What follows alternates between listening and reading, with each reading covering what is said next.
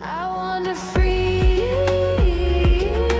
I let it be. The world's my home. It calls to I'm Barbara Lapointe here with Clipston Publishing. I'm going to be sitting down with one of our authors from Clipston Publishing that's a co-author in Transformative Travel Tales. It's part of the Wanderlust Chronicles series. And wow, her story is about Australia. And the stories in this book are real stories from real women like me, like you, and like our next author, Sue Marshall. Welcome, Sue. Thank you. Great to be here, Barbara. We're delighted that you took part in the Wanderlust Chronicles series and that you were a co-author in this book. Um, I loved your chapter. I think Australia really captivates the imagination and the heart for many people. And I wanted to ask you, how was your experience in the book? First of all, like you laid it all out in a chapter. How was that experience for you? It was very good. I finally got a chance to share one of the most amazing things I've ever done in my life was to travel by myself solo at age 51 with a backpack around the world. So this Yeah. was my opportunity to inspire, motivate other women to say you can do it no matter what age you are at. Don't let anything stop you. You only live once. I'm so glad I did it when I did. So that was my main goal in being in the book is to share it, and let other women realize that they have the potential to do, if they want to do that too. Excellent. And that's why I was excited to talk to you because I'm inspired by your story. Because you were, like, as you said, you were a single mom at 51 and you became like a little bit of a recent empty nester and you Yeah. embarked on this backpacking journey kind of around the world. And I'm wondering, what was it that actually made you say, yes, I'm going from point A all the way to Australia? Because that's a big journey. I'm glad you asked that question because I'll just backtrack a bit. In the late 80s, I think it's about 1899, a movie came out called Shirley Valentine. Okay. And I'm sure that a lot of your listeners have seen or heard of the movie. My daughters introduced it to me and came home and said, "Hey, there's this movie out called Shirley Valentine." And I said, "Shirley, who?" And in those days, we had to rent a VCR. So I had to go to the store, rent the great big huge VCR, watch the movie. And it changed my life, Barbara. I encourage any women or even men to watch the movie Shirley Valentine. And I knew in my heart that one day I wanted to go to where the movie was filmed, which was in Mykonos, Greece. Ooh, beautiful. So I'm a single mom and I'm thinking, okay, one day, right? And then about 10 years later, my daughter went to Australia on a working visa and she was allowed to go away for a year on a work visa. I was thrilled when she went, so proud of her in that. And then I'd already been to Mexico. I was in Oaxaca City for about 8 months trying to get on a marketing contract with the local tourism people. Came back and I went to computer school. In those days, we were able to go to school and learn about computer stuff. And every day I'd go in, dragging myself in, and just wanting to get out of there and travel. Can you see my cat there? And wanting to travel. So my daughter, after 8 months in Australia, said, "Mom, get your buns over here." And I said, "Honey, I'm kind of short of cash. I just got laid off my job." And she said, "You can work under the table." And I said, "Oh, okay." When she asked me to go, I wanted to go so badly, Barbara. So I got a bit of money together, enough to get over there and have a little bit extra. And I took a risk, a chance, a belief that I could do it. Being a single mom, I evolved into having to do a lot of things by myself. And I just got the money and I met her in Australia and we were there for about 6 months together at the time of my life. Can't believe I did it. Oh my gosh. Well, I love to hear and see that smile on your face that you had no regrets. And I think, you're speaking to a lot of women who want to travel. We want to travel. And so I love that you're speaking to that demographic and you're also speaking to single moms. And that's an important demographic too. There's a That's lot of us out there now, that's for sure. I've been a single mom for many, many years now. And just, I guess I can relate more to single moms because I know the challenges that they face. Even when I was the single mom in the beginning, there's no such thing as a single mom, and now it's quite common, So it's just that, they deserve to do what they want to do. And if they love to travel, take your kids, somehow work it out if that's your goal and that. It's just Yeah. you only live once, Barbara, and the older I get, the more I realize that. And you have to live for the moment. Live for the moment. Yeah. Well, that kind of became like a mantra for you, like a motto, like you only live once. And you do impart so many valuable lessons from your backpack. But definitely, let's backtrack to that moment where you land in Australia. It's a heart leaping moment, and you see your daughter, Andrea. And And you're at a hostel, correct, in Alice Springs? Yes. Well, I had to fly into Perth because that was the cheapest way to fly in at that time. And she was at North and Darwin, and we met smack in the middle. But when I got to Perth, I mean, I stayed in a hostel. That's what you do in that, right? And I checked them all out beforehand. And it was an eye opener. I loved it. I would highly recommend it to anybody, to stay in a hostel. Check it out first and that. And all these young kids are bopping around there and that.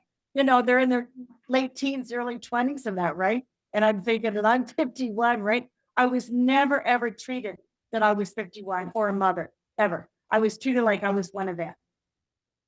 And that was my first introduction. So I was there for a week by myself, getting used to the hostel life and that. And when I met Andrea back in the middle of Australia, again, we stayed in a hostel together and that. I was overjoyed to see her, It was such an eye opener, because I hadn't seen her in 8 months. And I mean, it was kind of pre-internet. It wasn't quite as common as it was now.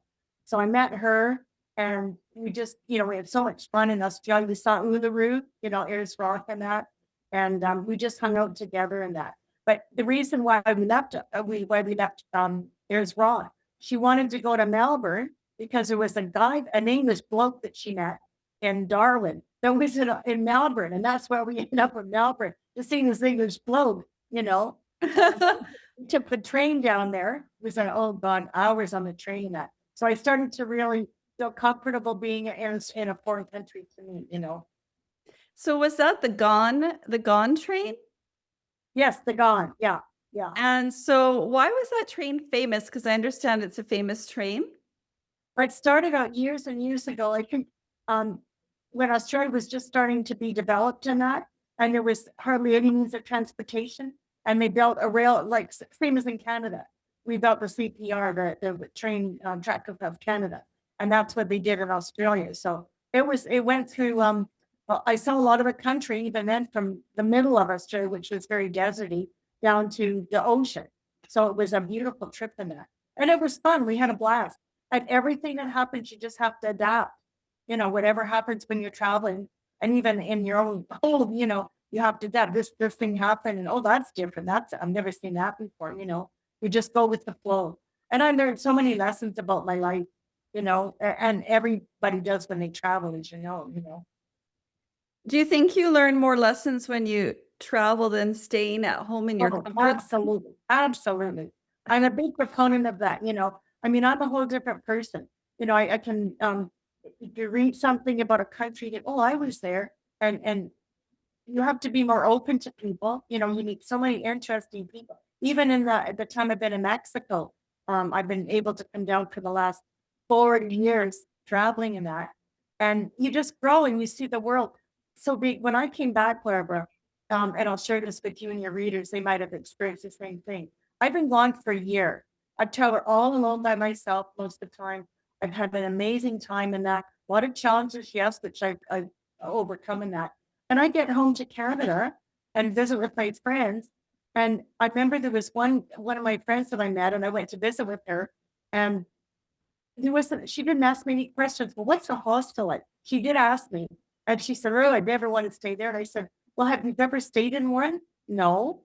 "Okay, well then don't judge, I mean, it was my experience. I stayed in 52 hostels. 52. Never had a problem. You stayed in 52 That's amazing. Yeah. It's my journey from that. So, it just taught me to be, all she wanted to talk about was a new recipe that she had. And I thought, wow, I'm so open to learning about people and their life and the culture and the lifestyle and that. And all she wants to talk about is a little recipe that she got. So I learned quickly. Not everybody's interested in what I'm doing in that, you know? Yeah, it sounds like you went through a massive expansion. Oh, totally, totally. Yeah. Yeah. I'm a whole different person, you know? And travel does that to you. It opens up your world, you know? I love that you're highlighting these for people. Your chapters is really nice. It's called Australia and Beyond. And so before we leave Australia, because you went to a few other places, Sue, what are some of the best things to you in your perception about Australia that would make me want to go there? Oh, wow. The Aussies are so friendly and so helpful. I was treated so royally all the time, every time I met. I'm a single mom. My daughter was single. She's dating the Aussie guys her age. I started to date the Aussie guys my age. I had a couple of boyfriends there and everything. And it showed me a lot more of the country that a tourist would be in that, right? And you know, I just loved it. I felt comfortable. I felt very safe, and that's important for any woman who's traveling alone, especially nowadays, to feel safe in that. Um, we had to be thrifty. We had to be frugal. I went to the secondhand store to get a few. I did get a job eventually from under the table. And I had to go to the secondhand store to get some business clothes. So we did that, and there was so diversity. Even the birds, the people I was with, my friends there. I'd make I'd exclaim over these birds that I saw. And they said, "There's birds." I said, "Yeah, but I've never seen them before." And a lot of the animals and things well, flora and fauna in Australia, it's not anywhere in the whole wide world. So I was new to the country, and they appreciated me being so interested in what they took every day for granted. Wow, that's incredible. Like when you're talking about all of that beauty and the diversity that Australia offers, but you had to overcome some fear to actually go. Especially some sounds like some fears around money, because it's not like you had an unlimited American Express that you could just charge. They didn't know. So No. how did you overcome kind of some of those moments where you're like, how am I going to make this happen when you had to overcome a challenge? Going to the thrift stores, if I was very frugal about what I ate. There was lots of tours I could have gone on, which I didn't go on. I worked when I could, you know. I'd already being a single mom. I had to learn to be thrifty anyways and frugal, raising my two daughters by myself. So I just knew, watching what I ate, what I bought to eat and that, staying in the hostel. Oh, Barbara, for one, when I was in Melbourne, one morning, you'll like this story. I don't think I wrote it. There was a call. We had a loudspeaker system in the hostel. And one morning, I was in the hostel with three other women. One was my daughter. And there was a call to say, if anybody wants to earn 2 nights stay for a few hours of work, come down to the front desk. And my daughter said, get your buns down there. Go and see. I said, Andrew, I don't know what to do. She said, Mom, go and see. Fine. So I go down and they said, she's very, very caring about me. So I went down to the front desk and they said, if you work for 4 hours a day, helping her clean in the hostel, you get 2 free nights. Okay. Oh, no. So it was really easy. I had more fun doing that than anything. And I got 2 free nights. So I got a lot of free nights there. I just had to go and clean the bathrooms and change the bedding. It wasn't a big deal. Any woman's done a lot of that stuff in that, right? So that was one way that I learned to economize. That was a big lesson, because I thought I can do this. I became really good friends with the housekeeper. She was my best pal in that, right? And I just had to really watch my money. When I worked, I really saved my money, and I didn't have to go out and buy a bunch of stuff. I didn't go out a lot to eat, of course. We cooked in that. So I had to learn to become frugal so I could carry on. And I didn't worry and think, oh, I'm going to have to go back to Canada. I didn't think about things like that. I just focused on, I'm going to do this. I'm going to be positive, and I'm going to survive. Oh, wow. And you also mentioned staying in the moment. Yes, yes, I did. I learned. Well, just getting to know the people in the hostel, young kids. Oh God, it was young boys and guys that came there from England. They never left their mama's house and that, and they had to learn how to cook and they had to do laundry. And we helped them out, because they didn't know what to do in that, right? So just living in the moment, meeting all these interesting people and being open to everything. Everything is so new. I kept a diary of all of the things that I did, which was, I can read it back now and I could relive the moment. Oh, that's beautiful. And you have these memories with your daughter, I would also presume. Yes. Well, she's ecstatic. She's ecstatic that I included her in the book. Yeah, of course. It was up to, if it hadn't been for her, Barbara, I never would have gone. She's always been like a big influence in my life, whether she knows it or not. I Aw. had a mole on my back once and I couldn't free it. And she told me to get the doctor. And I ignored her. And the next day she's on my case again, get to the doctor. Fine, fine. And I go, and it was cancer. It was a cancerous mole. So she's always been there in her own way to support and guide me. Yeah. Ah, that's beautiful. That's But I very did see her a lot. I mean, she was with her own friends. I was with mine. And we'd get together, fairly regularly, and that was like this together, of course. But we were still doing our own thing in that. So it was nice to be together, but still do our own thing in that. Yeah, of course. There's another author that was in well, she went to New Zealand and she was going to tell me about some men she dated and she put it out there and I didn't ask the question and I kind of regretted it. So I mean, I find when you go from different countries culturally, how men treat women are different. Is Australia different than Canada, for example, different than Mexico, or are men just the same everywhere in your view? What are Australian men like? I've actually never had one. Oh, well, I hadn't either until I got there. I hadn't planned on that. It wasn't going to lead the love of my life, but I met some really nice men, and they were very respectful and that, very curious and interested in Canada, asked me a lot of questions and that, interested in my travels and that. They all met my daughter. Just thought it was neat that we were mother-daughter team coming to Australia and that. They showed me a lot of things that I never would have seen as a regular tourist in that, right? And no, I really, they were great, because men talk, or I heard this talk about the Mexican men being too macho or Australian men being macho in a way too, but I didn't find that at all. It was just really nice. It was just really nice to meet, somebody who's interested in my country that I came from and what I was doing down there. Yeah, it was fun. It was really fun. Never met anybody that was going to be the love of my life. I met lots of women who met their men in Australia or vice versa, and they moved to Canada and that.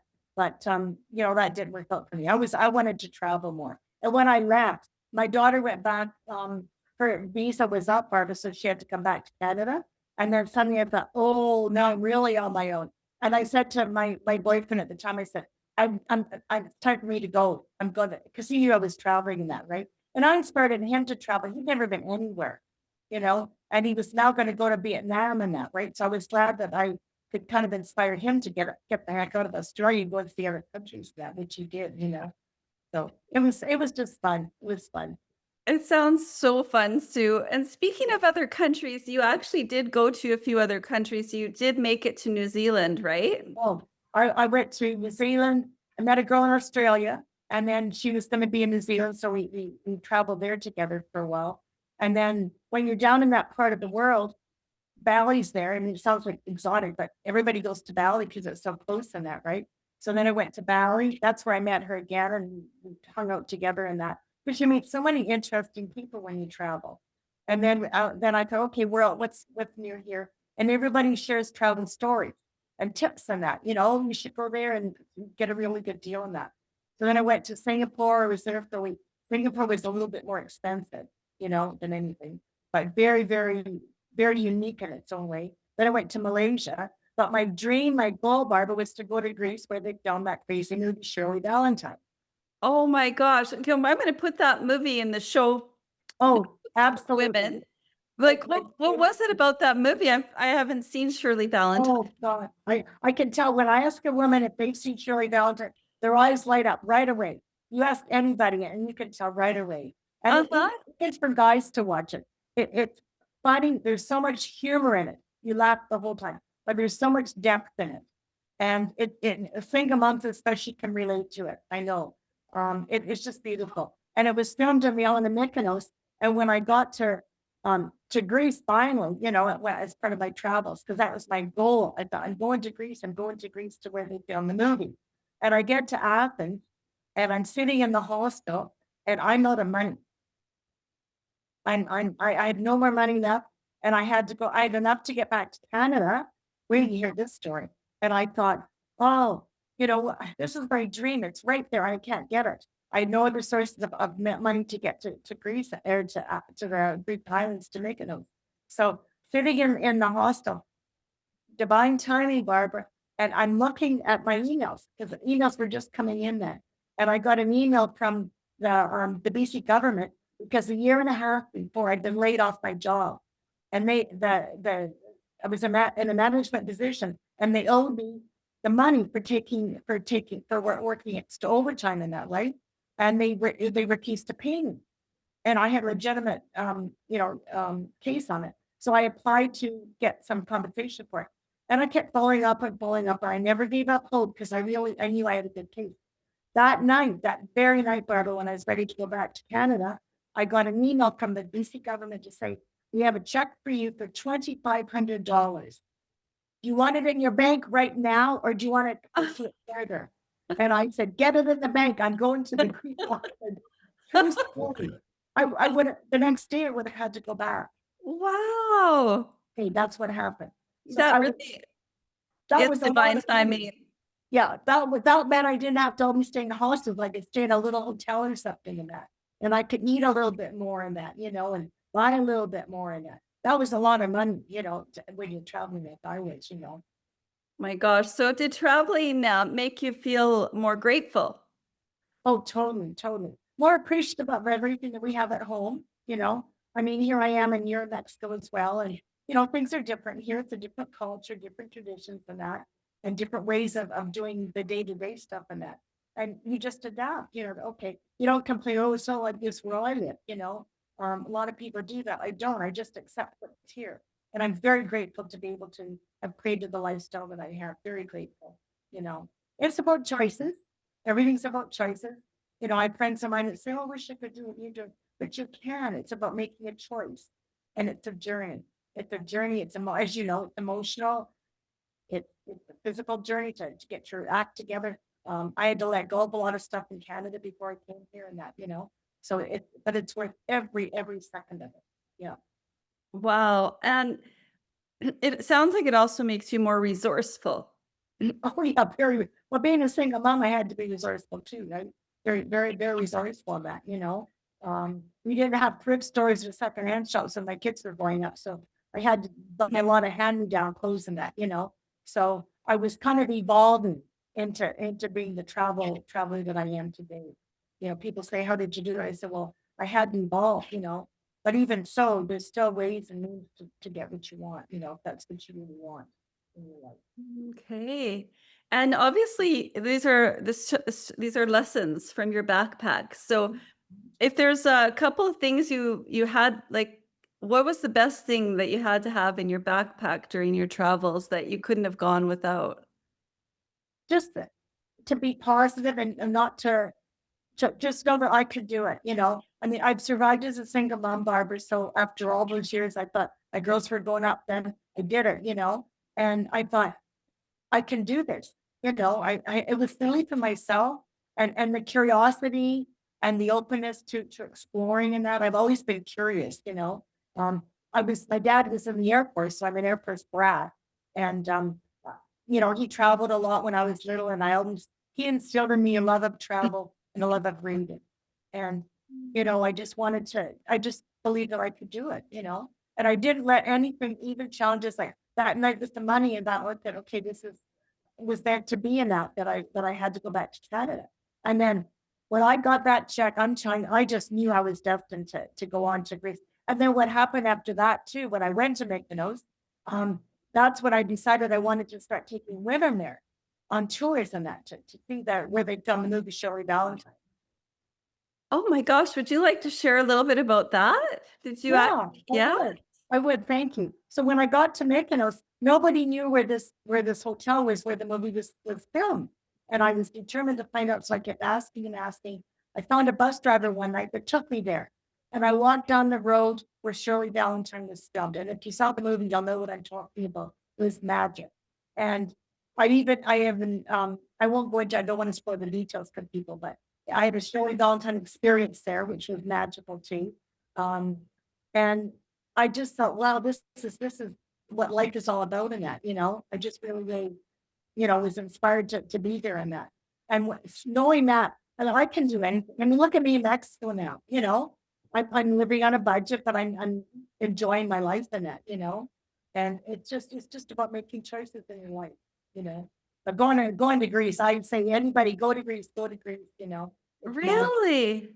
Yeah, Oh, I mean, every place you went to sounds so beautiful and joyful.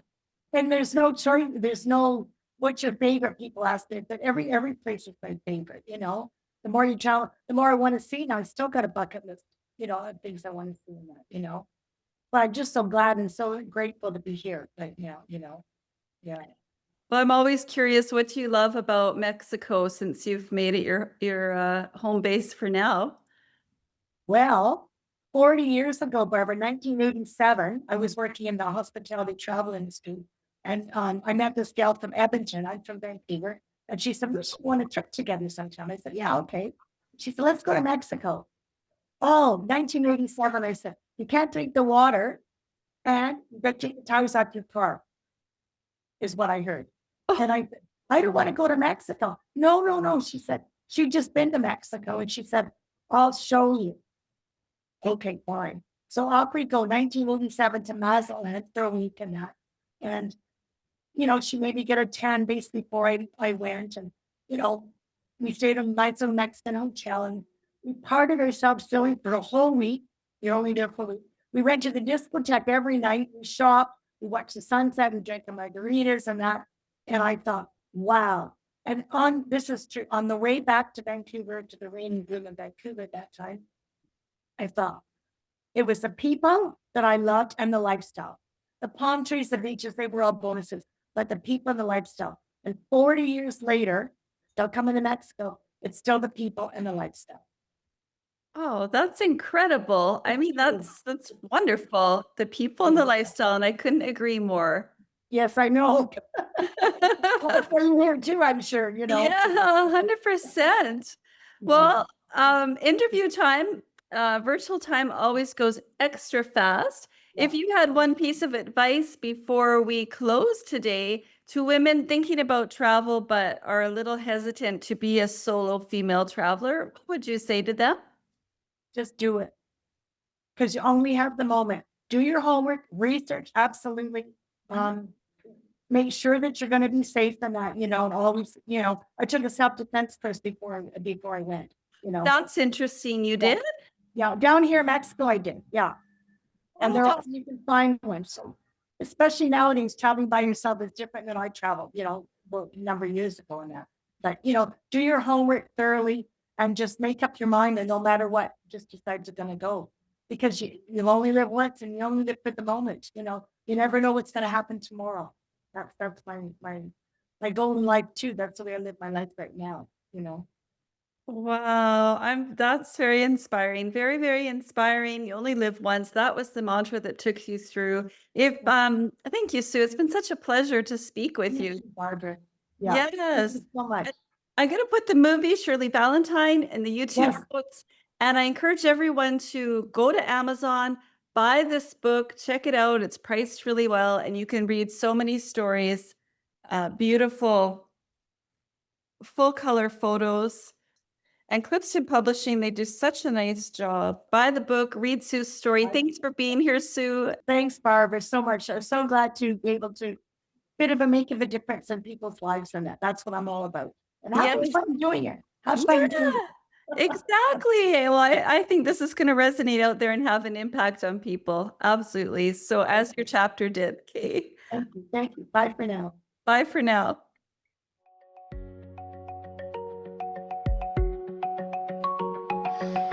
Golden light on my skin, it glows. Ocean whispers where the